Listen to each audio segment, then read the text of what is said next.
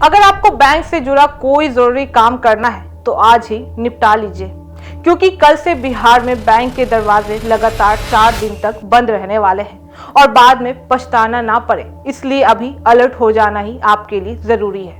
नमस्कार, मैं फरीदा गजल और आप देख रहे हैं एक न्यूज 24। देखिए, बिहार में कल से बैंक लगातार 4 दिनों तक बंद रहेंगे। सरकारी छुट्टियों और साप्ताहिक अवकाश की वजह से बैंकिंग सेवाएं ठप भी रहेंगी।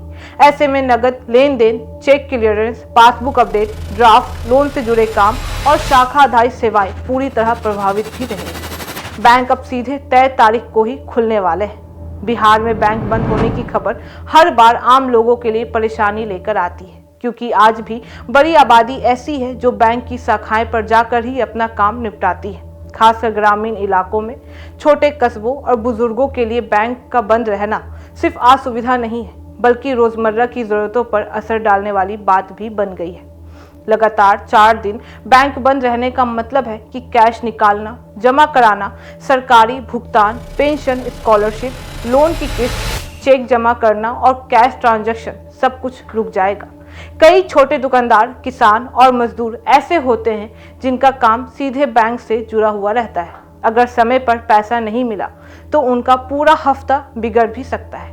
यही वजह है कि बैंक बंद होने से पहले लोगों को चेतावनी दी जा रही है कि जरूरी काम आज ही निपटा लीजिए। हालांकि डिजिटल दौर में UPI, mobile banking, internet banking और एटीएम जैसी सुविधाएं भी मौजूद है, लेकिन हकीकत यह है कि हर काम डिजिटल से नहीं हो पाता है।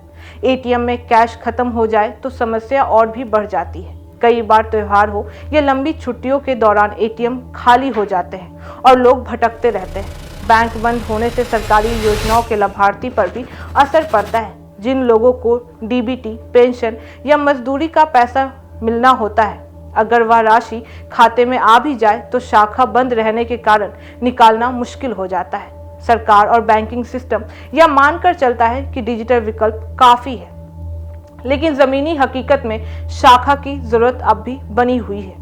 यही वजह है कि 4 दिन की छुट्टी को लेकर लोगों में बेचैनी भी दिख रही है।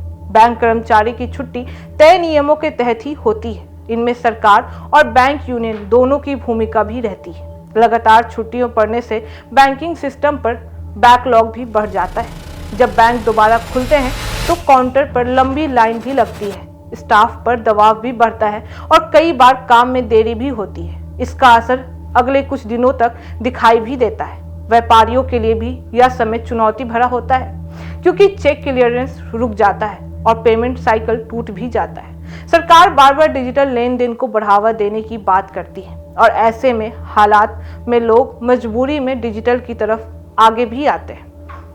लेकिन डिजिटल सिस्टम में नेटवर्क, सर्वर और तकनीकी दिक्कतें भी सामने आती हैं। इसलिए बैंक बंद होने से पहले सावधानी बेहद जरूरी है।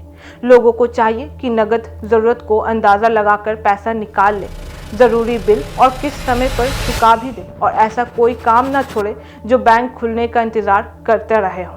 आने वाले समय में यह सवाल भी उठता है कि क्या लगातार छुट्टियों के दौरान बैंकिंग सेवाओं का कोई वैकल्पिक मॉडल होना चाहिए, ताकि आम जनता को इतनी परेशानी ना हो सके। फिलहाल तो सच्चाई यही है कि 4 दिन बैंक बंद रहेंगे और असर हर वर्ग पर भी पड़ेगा। बिहार में बैंक कल से लगातार 4 दिन बंद रहेंगे और सीधे तय तारीख को ही खुलेंगे। ऐसे में बेहतर यही है कि आज ही अपनी ज़रूरी बैंकिंग काम निपटा लें, क्योंकि जब बैंक बंद होते हैं तो परेशानी सिर्फ दरवाजे पर ताला लगाने को नहीं होती है, बल्कि उसका असर पूरी ज़िंदगी पर भी पड़ता है। बाकी इस मामले पे आपकी क्या राय है, आप हमें कमेंट करके जरूर बताएं।